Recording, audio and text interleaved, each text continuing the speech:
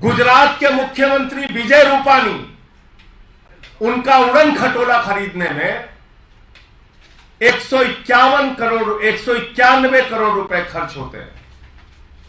मध्य प्रदेश के मुख्यमंत्री शिवराज सिंह, उनका उड़न खटोला खरीदने में, उनका हवाई जहाज खरीदने में 65 करोड़ रुपए खर्च होते हैं।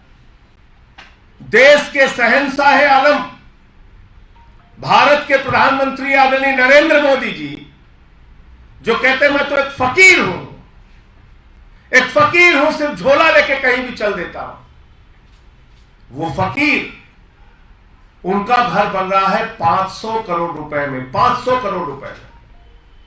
और शहंशाह आलम अगले घर में जहां जाएंगे, शहंशाह आलम जिन 500 करोड़ रुपए के घर में जाएंगे भारत के प्रधानमंत्री आदरणीय नरेंद्र मोदी जी, उसके पहले उन्होंने कहा कि हमारे घर को थोड़ा ठीक ठाक करो। तो उस घर को ठीक ठाक करने, मात्र ठीक ठाक करने में 90 करोड़ रुपए खर्च हुए।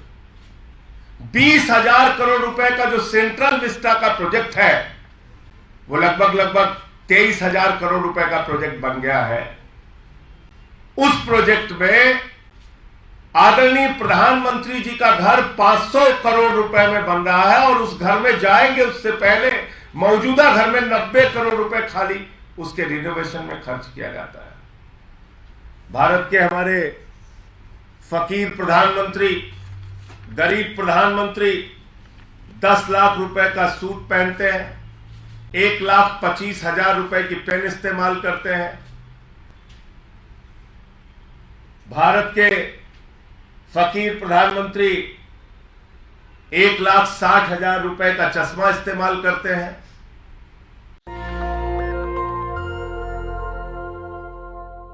देश के गंभीर मुद्दों से, बड़े मुद्दों से, पुलवामा जैसे मुद्दों से, अडानी के महाघोटाले जैसे मुद्दों से ध्यान हटाने के लिए कल से दिल्ली के मुख्यमंत्री अरविंद केजरीवाल के घर को लेकर चर्चा की जा रही है। पहली बात तो मैं आपको यह बता दूं कि यह घर जो दिल्ली के मुख्यमंत्री का बना था, वो 80 साल पुराना 1942 में बना हुआ घर था। दूसरी बात, एक नहीं 3 घटना हुई उस घर के अंदर। एक में मुख्यमंत्री के माता पिता जिस कमरे में रह रहे थे, उसकी छत गिर गई। दूसरी घटना में मुख्यमंत्री जिस कमरे में रह रहे थे, उसकी छत गिरी। तीसरी घटना में मुख्यमंत्री जहां पर लोगों से मिलते हैं, उसकी छत गिर गई। उसके बाद पीडब्ल्यूडी विभाग ने यह सजेस्ट किया कि भाई इस घर को तोड़ के नया घर बनाने की आवश्यकता है, और वो घर बनाया गया। 30 करोड़ की लागत से वो घर बनाया गया, जिसको लेकर कल से चर्चा हो रही है। दिल्ली के लाट साहब एलजी, उनके घर की मरम्मत में, मात्र मरम्मत में, नया घर बनाने की बात मैं नहीं कर रहा हूं, मात्र मरम्मत में 15 करोड़ रुपए खर्च होते हैं। गुजरात के मुख्यमंत्री विजय रूपानी, उनका उड़न खटोला खरीदने में 191 करोड़ रुपए खर्च होते हैं। मध्य प्रदेश के मुख्यमंत्री शिवराज सिंह, उनका उड़न खटोला खरीदने में, उनका हवाई जहाज खरीदने में 65 करोड़ रुपए खर्च होते हैं। देश के शहंशाह आलम भारत के प्रधानमंत्री आदरणीय नरेंद्र मोदी जी, जो कहते हैं मैं तो एक फकीर हूं, सिर्फ झोला लेके कहीं भी चल देता हूं, वो फकीर, उनका घर बन रहा है 500 करोड़ रुपए में, 500 करोड़ रुपए में। और शहंशाह आलम अगले घर में जहां जाएंगे, शहंशाह आलम जिन 500 करोड़ रुपए के घर में जाएंगे भारत के प्रधानमंत्री आदरणीय नरेंद्र मोदी जी, उसके पहले उन्होंने कहा कि हमारे घर को थोड़ा ठीक ठाक करो। तो उस घर को ठीक ठाक करने, मात्र ठीक ठाक करने में 90 करोड़ रुपए खर्च हुए। 20,000 करोड़ रुपए का जो सेंट्रल विस्टा का प्रोजेक्ट है वो लगभग 23,000 करोड़ रुपए का प्रोजेक्ट बन गया है। उस प्रोजेक्ट में आदरणीय प्रधानमंत्री जी का घर 500 करोड़ रुपए में बन रहा है और उस घर में जाएंगे उससे पहले मौजूदा घर में 90 करोड़ रुपए खाली उसके रिनोवेशन में खर्च किया जाता है। भारत के हमारे फकीर प्रधानमंत्री, गरीब प्रधानमंत्री 10 लाख रुपए का सूट पहनते हैं, 1,25,000 रुपए की पेन इस्तेमाल करते हैं। भारत के फकीर प्रधानमंत्री 1,60,000 रुपए का चश्मा इस्तेमाल करते हैं। और ये भारत के प्रधानमंत्री आदरणीय नरेंद्र मोदी जी, इनके काफिले में जो कार चलती है वो कार है 12 करोड़ रुपए की। 12 करोड़ रुपए की कार, 12 करोड़ रुपए की कार उनके काफिले में चलती है। एक नहीं, कई कारें 12-12 करोड़ की। और मैं सुन रहा था आज भारतीय जनता पार्टी के प्रवक्ता को, ऐसा लग रहा था कि तुरंत रो देंगे, उनके आंसू निकलने वाले हैं, ऐसे व्याकुल थे बेचारे। कोरोना की महामारी का जिक्र कर रहे थे।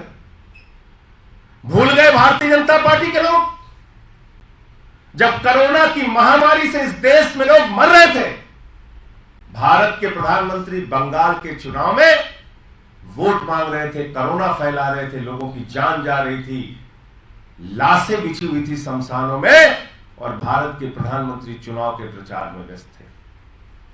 भूल गए भारतीय जनता पार्टी के लोग।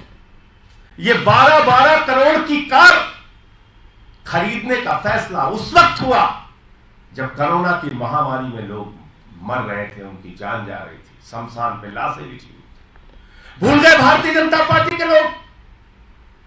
ये फकीर जो कहते हैं मैं चाय वाला हूं, बहुत गरीब घर से पैदा हुआ हूं, 8,400 करोड़ रुपए का जहाज अपने लिए कोरोना की महामारी में खरीदते हैं।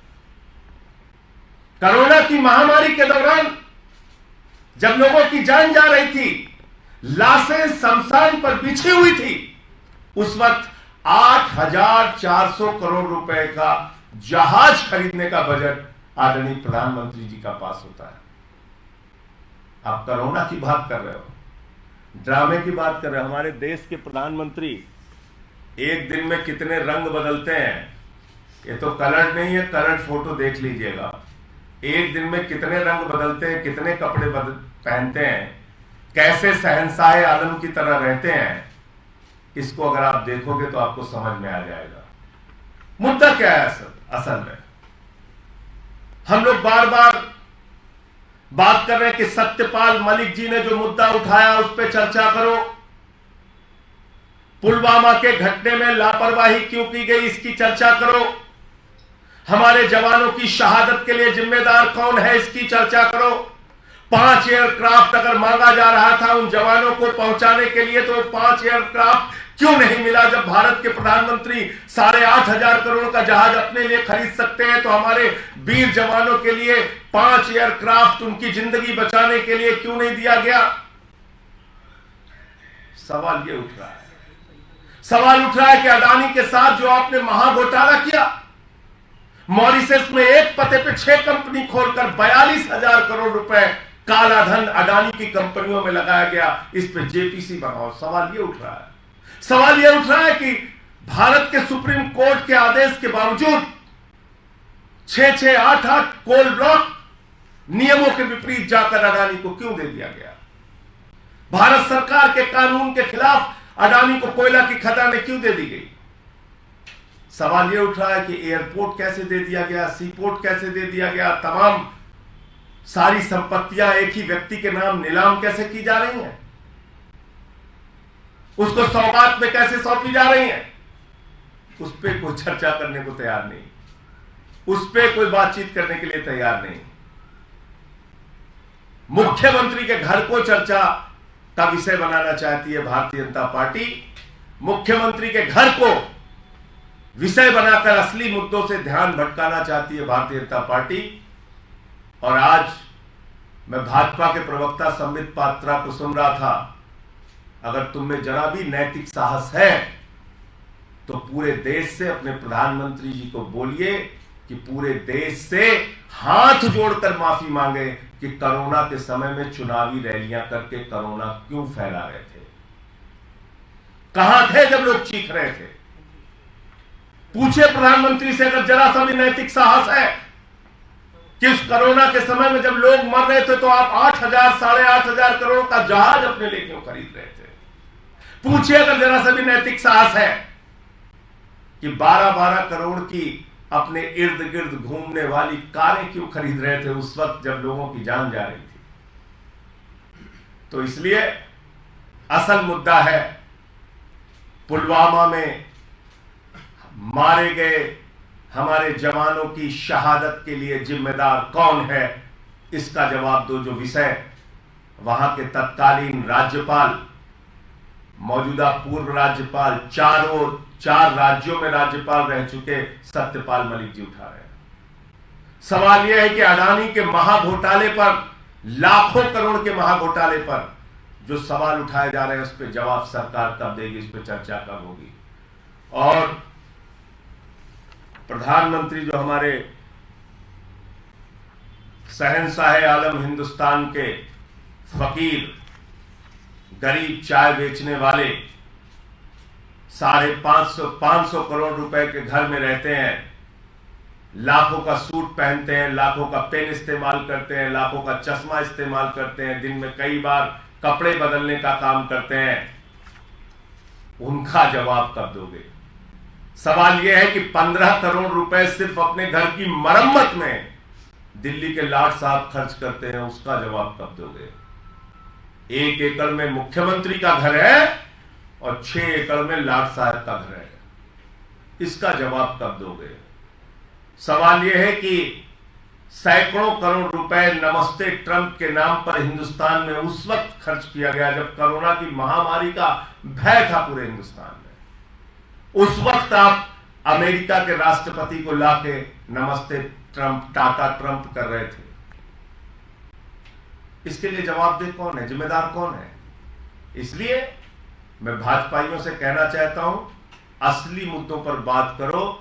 जवानों की शहादत बड़ा मुद्दा है, उसके लिए गद्दारी किसने की, देश से धोखा किसने किया, यह बड़ा मुद्दा है। अडानी के साथ मिलकर घोटाले पे घोटाला भारत के प्रधानमंत्री नरेंद्र मोदी कर रहे हैं, यह मुद्दा है। इन मुद्दों पे बात करो, इन मुद्दों पे चर्चा करो।